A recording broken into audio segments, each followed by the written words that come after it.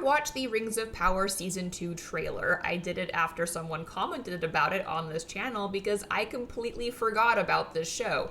I also saw that Empire Magazine put out a spread on Rings of Power, and there is some beautiful artwork in that magazine if you want to take a look at it. However, the beautiful art in the magazine and the headlines that are talking about the show still don't make me really want to watch Season 2. However, I am going to watch Season 2 and critique it as it airs. I'm sure that there are a lot of people who are going to entirely skip the show and will rely on reviews like mine to tell them what they missed. If you didn't watch my review of Season 1, it was not a rave. I pointed out that there were issues with the plotting, that the timelines don't make sense, that the lore was butchered, and the themes are not what Tolkien would have approved of. The characters are thin and shallow, and the conflicts, while they seem like they should be really exciting, somehow manage to bore the audience. I will say on one positive note that I think Rings of Power will be better than Blood Origin. I finally watched Blood Origin, the prequel that Netflix came out with on The Witcher, and my god, is that a bad show. It was really painful just to get through, and I may have to do a whole video breaking down what was just so bad about it, because I finished the Witcher books, want to do a video on that too, and Blood Origin disappointed me on levels that I didn't think were possible. But the complaint is largely the same. What I hate about shows like this is that they seem to think that fantasy as a genre is tasteless, and that fans don't have taste and will like anything as long as it has swords and magical elements and a medieval setting. And maybe there are some people, some fantasy lovers, where that is all that they need. But that is not enough for me. I am someone who really likes good writing, concise, structured, thematic, and interesting. In particular, I like stories that are either character-driven or where the themes are revealed through character interaction. Lord of the Rings is the latter, Rings of Power so far is neither. If I had to use one word to describe Rings of Power, it would be cheesy. It's a cheesy show. And since we have the same writers, I expect Season 2 to also be cheesy. There were a few things that I liked. I liked Elrond's personality and his friendship with the dwarves, although the vibe of that character does not really seem like the character of Elrond in any of the source material. Galadriel is the reverse. I like her visual vibe, I like her outfits and her general appearance, but I don't like her personality. And although she is presented to the audience as a strong female character, I don't think that she is a strong female character for a variety of reasons. I also liked the wizard, the meteor man that falls to Middle-earth and ends up on a journey with the Harfoots, but I will probably come to dislike him when it is inevitably revealed that this is Gandalf and not one of the blue wizards, which in my opinion would have been more interesting. And there are a lot of things that I disliked, but definitely the worst was that Rings of Power tries to, not so covertly, ship Sauron and Galadriel as a romantic couple. I called this corporate fanfiction, but it's honestly so much worse. It's high cheese, trolling the fans for outrage, the kind of style fanfiction that's in it for the lulz, and I was not a fan. Out of curiosity, I looked up the resumes for the showrunners of Rings of Power, and similarly to Wheel of Time, these two guys, Patrick McKay and J.D. Payne, don't really have credits to their name.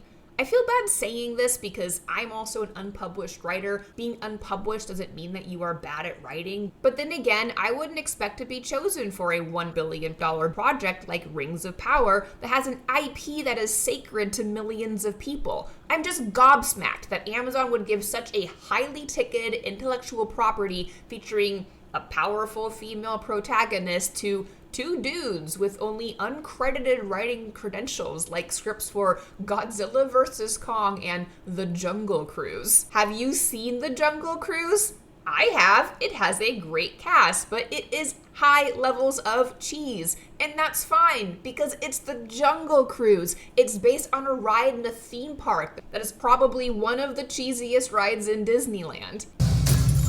Careful. They can smell fear. I am not afraid. And the script that these guys wrote for The Jungle Cruise wasn't even the one that made it into production. Somebody else had to be hired to rewrite the script that they wrote. And everything in Rings of Power is in this vein. It's a high spectacle type of show with very little substance in terms of its character, motivations, and development in themes. And do I think that season 2 is going to be better than season 1? No, I have no reason to think that. The problem is the expectations. My expectations for the Jungle Cruise are relatively low. I don't anticipate the script for that to be like really high literature. It still fell below what I was anticipating, but the expectations were not high.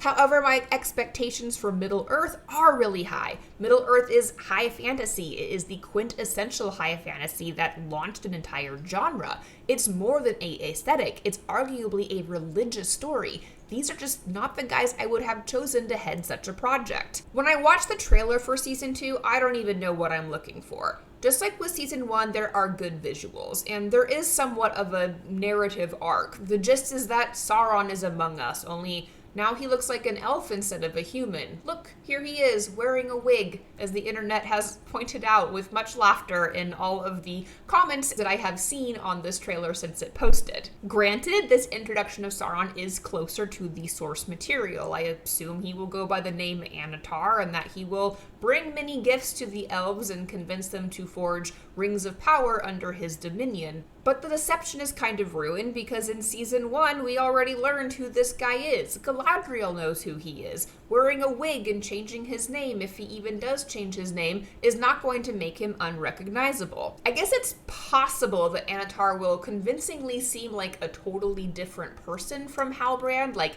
even to the extent that Galadriel could be fooled. Maybe he'll channel Ewan McGregor playing two brothers in season 3 of Fargo, but I'm not counting on it. Who died? When? It's 10:30. Shit, did I wake you? No, it's fine. Even if the actor can pull it off, I don't think the writing can. What I suspect is that we'll get Galadriel recognizing him and no one believing her because she was such a quote-unquote piss and vinegar character in season 1 that she's burned all of her bridges with allies. She'll be powerless to stop him because for some reason Galadriel is powerless in the show, lacking both magic and political power. She can swim across the sea and push aside assailants and survive a pyroclasmic blast, but ultimately she is alone. And I predict that this is not going to be compelling. I think it's going to be frustrating. Like, it is possible to tell a story about a character that is right and nobody else believes them. And it's also possible to tell a story about some a-hole gaining power in a way that fascinates and abhors, especially if that power is achieved through duplicitous means by playing off fear and greed and people ignoring obvious signs of deceit and corruption. Those are interesting themes that could be a good story. But from what I've seen, I don't trust these writers to tell that story well. And what I'm really worried about is that rather than telling a good story and letting the messages speak for themselves, we'll instead get these like shoehorned and ham-fisted political messages that Sauron's rise is likened to the rise of Trump in America. And while I do think that there are some parallels there that could be interesting to explore, Rings of Power should not be a modern-day allegory for our current political situation any more than The Lord of the Rings was intended to be a World War II allegory, despite many, many scholars trying to make that the case. Tolkien's world is not influenced by politics as much as it is influenced by religion. Anatar is a fair-faced deceiver, more like Satan or Lucifer, not Hitler. And if there are ham-fisted political messages, and there were a few in season 1, we'll have to suffer through endless video critiques by fascist clowns complaining about the wokeness of the show. And this will just exhaust everyone. At least it will exhaust me. For the record, because I have to keep mentioning this, I am pro-wokeness. I think being awake to injustice is better than being asleep to it and a perpetuator of it. I like learning, I like being educated, and I like having my convictions challenged. I like seeing different kinds of representation and media. I am a member of 2 historically disadvantaged groups, so it's personal to me. What I don't like is bad writing, but I don't equate bad writing with woke messaging. To me, that's just manipulative political rhetoric that has no place in serious analysis. But anyway, let's look at this trailer. So first off, we have these stunning visuals of Mount Doom with the lava now freely flowing. And I gotta say, this guy in a dark cloak on the edge of a mountain looking over this very scary landscape is some good fantasy vibes. I would make wallpaper out of this. Then we've got Galadriel leading a team to go explore something somewhere. I suspect that this is going to relate to the Barrow-wights, although I have no idea how they're actually going to tie those beings into this timeline. Not that the show has really cared about that in the past. I don't know who this moth person is. Based on what I can see from the costume, it looks like this may be a female person, but beyond that, I don't know. It gave me copying the magician vibes.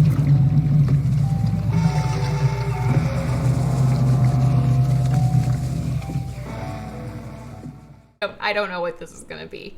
And then the trailer focuses on the emergence of Anatar, or whatever his name is going to be, Sauron, among the elves, and how everyone was deceived by this, and he was there all along.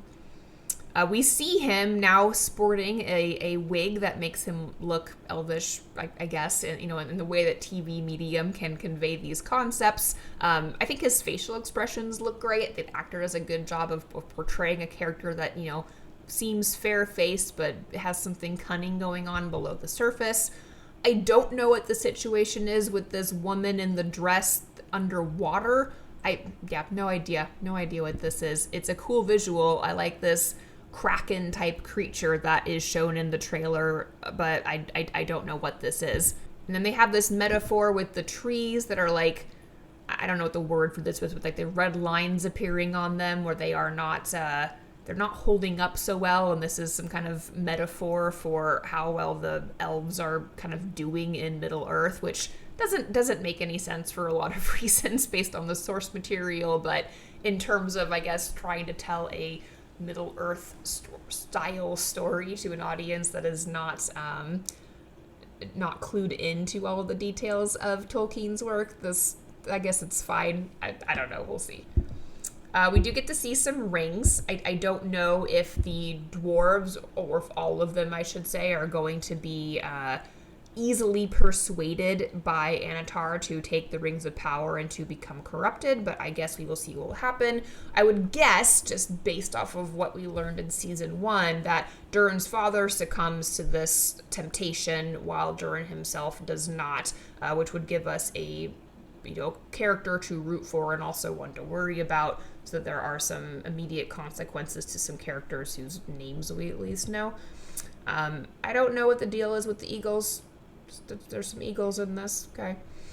There is quite a lot of emphasis on the villains, and even in the Empire spread, they mentioned that there's going to be a focus on understanding the complexities of Sauron's forces and what it is that they are trying to achieve. And I have to say, in my personal opinion, I don't need that. I get that this is a criticism of Tolkien and high fantasy in general. It's too black and white, too good versus evil, but that is Tolkien. If you take that out, it is no longer Middle Earth. There are plenty of morally gray fantasy stories out there to adapt if those types of quagmires are what you find compelling. Lord of the Rings and Rings of Power and other stories set in Middle Earth are not that. I personally do not want to sympathize with orc armies or troll generals or damned Barrow-wights. I like the division of good and evil and the themes that Tolkien was trying to illustrate in his original works, which is what made them popular. Stop trying to make everything Game of Thrones. Lord of the Rings is not Game of Thrones. Not everything needs to be Game of Thrones. I like Lord of the Rings for what it is. Sometimes you just want to sit down with a story where there are heroes and villains and the heroes win and evil is defeated. That's what I want to feel when I watch something like Rings of Power or when I read something like Lord of the Rings. There are a lot of complex and interesting themes within a black and white world, such as Tolkien created. In a religious context, the elves are in rebellion, and that is why they are failing. It is not until they humble themselves and essentially allow themselves to diminish and return to Valar that their sins have been wiped clean and they're able to find happiness in a future where they have submitted to the deities that they abandoned at the beginning of the story. For whatever reason, Amazon doesn't really seem to be utilizing that narrative, even though it's the entire running through theme of the history of the elves from their leaving Valinor up until their eventual departure at the end of The Lord of the Rings, or the beginning of that. For whatever reason, Amazon, at least so far, has not really shown us that this is a story that has much religious connotation at all. We've seen a few statues that hearken to the gods, and there have been a few stray comments which maybe are religious in nature, like, The sea is always right! The sea is always right! really sounds more like something they stole from The Last Unicorn. What are you looking at? The sea? Yes. The sea is always good. There is nothing that I can look at for very long, except the sea. Without really understanding the context for why that statement is meaningful. But anyway, I digress. I'm not exactly looking forward to watching Rings of Power, but I am going to watch it, and I'm going to provide a sane, if still perhaps somewhat incensed critique. And I hope you join me for that journey. Please like and subscribe, please comment if you have not already, and I will see you at the end of August.